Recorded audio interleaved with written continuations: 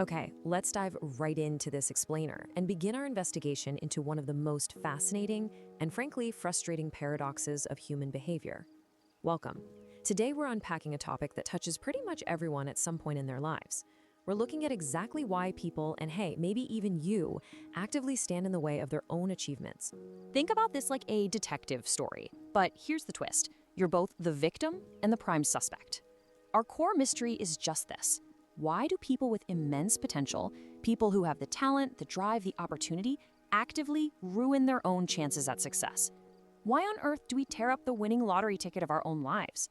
It's a baffling contradiction, right? And to really solve it, we need to treat it like a proper investigation. Now, before we go any further, you really need to let this sink in. Self-sabotage affects millions of people every single day.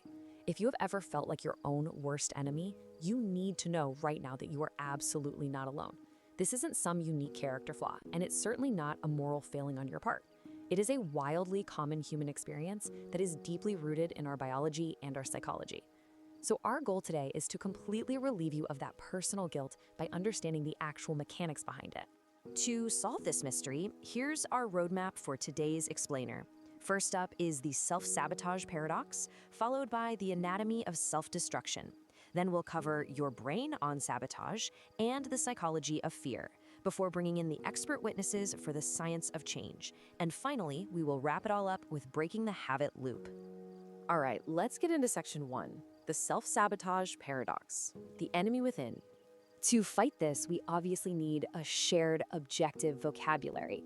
So self-sabotage is basically when your behaviors, thoughts, or habits actively work against your own long-term goals and success.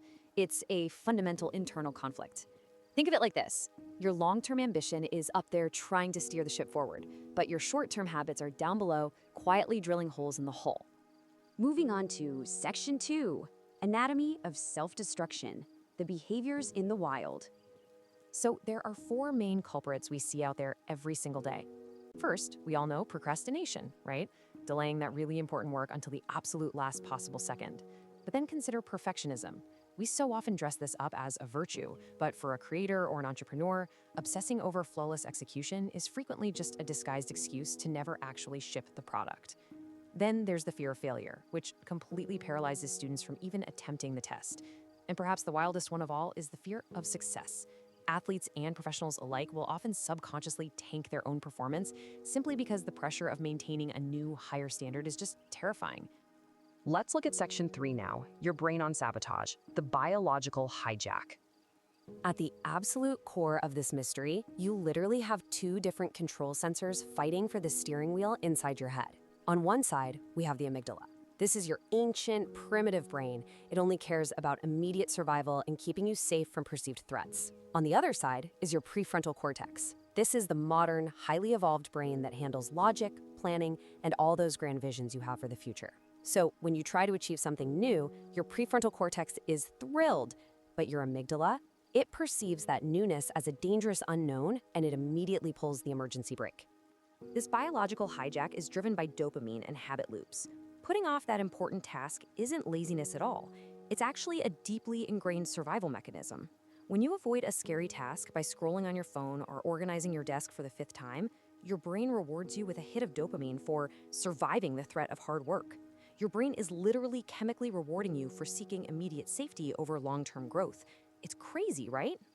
Which brings us to section 4, the psychology of fear, unmasking the phantoms.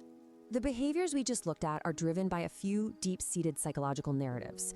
Fear of change is massive. I mean, even a wildly positive change disrupts our comforting sense of normalcy.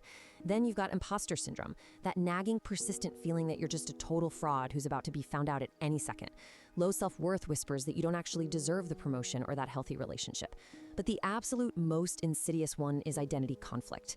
Think about this for a second. If you've spent your whole life identifying as the struggling artist or the scrappy underdog, actually achieving success threatens to destroy your very sense of self. Subconsciously, you sabotage the success just to protect the identity you know best. Okay, let's pivot to Section 5, the Science of Change, the Expert Witnesses.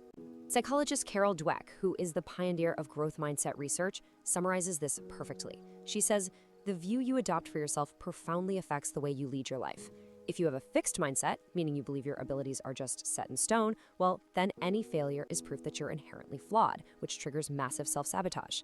But if you adopt a growth mindset, you reframe those exact same challenges as opportunities to learn. By simply changing the belief about your own capacity to grow, you actively shut down the amygdala's panic response. Building right on top of that, we have the legendary research of Albert Bandura and his concept of self-efficacy.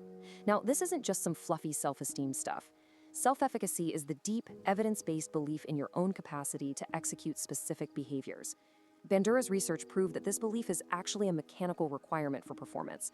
If you don't believe you can execute the steps to succeed, your brain honestly won't even allocate the energy to try. Building self-belief is a mandatory mechanism for bypassing self-sabotage. And this whole mechanism is further explained by Daniel Kahneman's Nobel Prize-winning work in behavioral economics. In his book, Thinking Fast and Slow, Kahneman reveals how our automatic fast brain, which he calls System 1, and which aligns perfectly with that fearful amygdala we talked about, constantly overrides our deliberate slow brain, System 2. We make irrational, self-sabotaging choices because our fast brain simply takes the path of least cognitive resistance. We have to purposefully engage our slow brain to stay on track. Finally, Section 6, Breaking the Habit Loop, Hacking Your Own Systems. A lot of people think the cure for self-sabotage is just this massive Herculean willpower. But research by behavioral scientists like James Clear and BJ Fogg proves the exact opposite. Monumental change doesn't rely on willpower at all. It relies on tiny, systemic habit building. You see, willpower drains over the course of a day, leaving you totally vulnerable to your fast brain's automatic sabotaging habits. To fix this, we don't need to be stronger, we just need better, smaller systems that run on autopilot. So here it is, the ultimate 3-step cure. Step 1, build awareness. You have to catch your fast brain in the act. Notice when you're procrastinating or self-isolating and label it simply as a biological reaction, not a character flaw. Step 2, implement systems. Break your massive goals down into micro habits that are so incredibly small they don't even trigger the amygdala's fear response. And step 3, which is absolutely vital by the way, practice self-compassion. Beating yourself up for failing actually spikes your stress, which triggers your amygdala to seek more short-term dopamine, literally restarting the exact sabotage cycle you were trying to escape. Self-compassion is scientifically required to calm the nervous system and reset the brain. I want you to take a deep breath and really internalize this. Success is destroyed by habits, not a lack of talent. Self-sabotage is not a permanent tattoo on your soul. It is not a moral failing. It is merely a mechanical, biological habit loop designed to keep you safe. And because it's just a habit, it can absolutely be unlearned. You have the neuroplasticity to rewire your brain, build new systems, and finally, get out of your own way. So, I want to leave you with one final question to think about. What could you achieve if your brain stopped fighting you?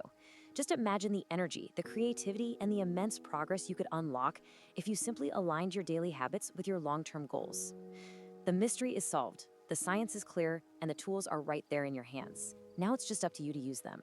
Keep learning, keep building those systems, and I'll catch you in the next explainer.